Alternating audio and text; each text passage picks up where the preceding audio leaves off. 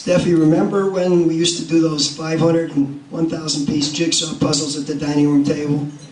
And when we found the missing piece, the whole puzzle came together. Well, Eric is your missing piece.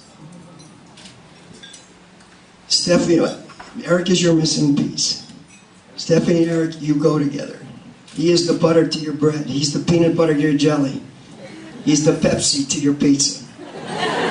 Steffi and Eric, it sounds good, it looks good, it tastes good, it feels good, it is good. No, it's not good, it's great. Now I'll talk to everybody in the room, and you can listen, Steffi. As parents, you always wonder who your children will end up with. It's something you have no control over. You can only hope that it will be somebody that is good for her, good to her, will love her, and protect her. Well, I'm here to tell you, if I could handpick the guy for my daughter, and not only be someone like Eric, it would be Eric. Sue and I met Eric around 3 years ago when we went to a wedding in New York. We flew in on a Friday and invited Stephanie out to lunch. And Steffi asked, could her friend Eric join us? And we said, sure. And Sue and I knew that Steffi and Eric had dated about several years ago, and we knew that they had stayed in contact and were friends. But that was the extent of what we knew. So we met at a nice place in Union Square, and the moment I met Eric, I liked him. He was nice looking, he seemed intelligent, he seemed confident, he seemed ambitious in a good way, he could hold a conversation, and he liked sports. What's not to like? During the course of the lunch, Eric told us about his 2-year assignment in Sydney, Australia. And it was about that time that Steffi and Sue left to go to the ladies' room and left me at the table with Eric by myself.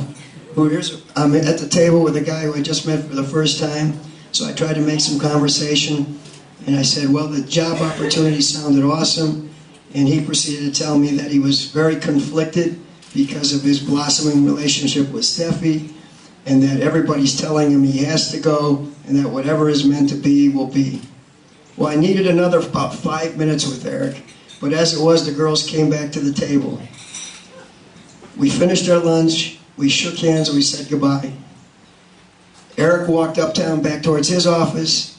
Steffi walked in the other direction to her office, and Sue and I stood in the middle, lamenting what a nice guy he was, probably a great guy for Steffi, and probably never to be heard from again. Well, everybody knows what happened next. Eric was in Australia all of about 3 weeks, and he came back for Steffi. He came back to no job, no apartment, and a huge going away invoice from his now former employer. How could I not like a guy who gave up all that for my daughter? Several years ago, when Steffi was on the reality show, the Cleveland Jewish News ran an article on her titled, Beachwood Girl Seeks Her Beshert. Sue and I are convinced that she found her Beshert in Eric. Not only are we happy to have Eric as a son-in-law, but we are equally happy to have Anita and Mike, where are they? Right here. Anita and Mike as part of our extended family. Steffi had told, as part of our extended family, I said earlier that you have no control over who your children end up with.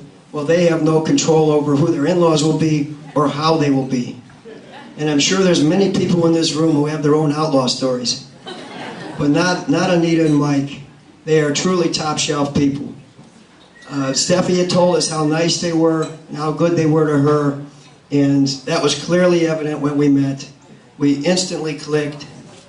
Anita and Mike are very down-to-earth, and they seem to share our value system.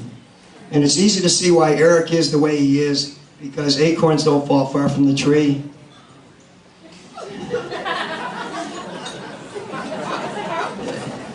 Not only are we happy to have Anita and Mike in our family, but we now count them as part of our circle of friends.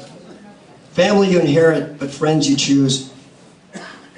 Anita and Mike, thank you very much for raising a wonderful son, and thank you for all your support in making this weekend and all of this possible.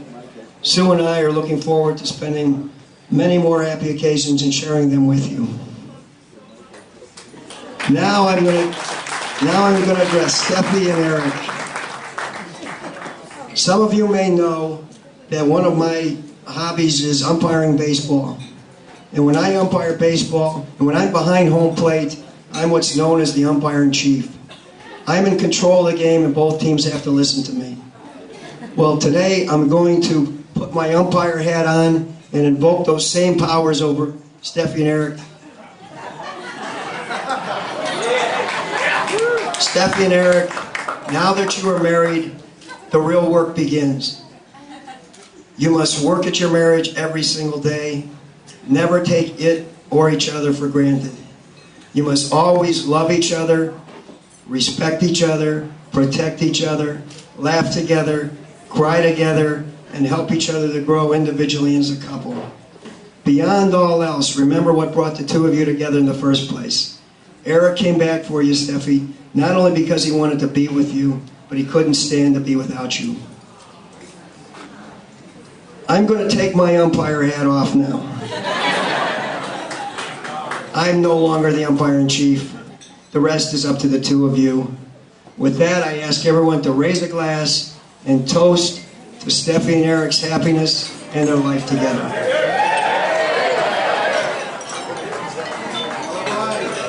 How about that? The father of the bride, ladies and gentlemen.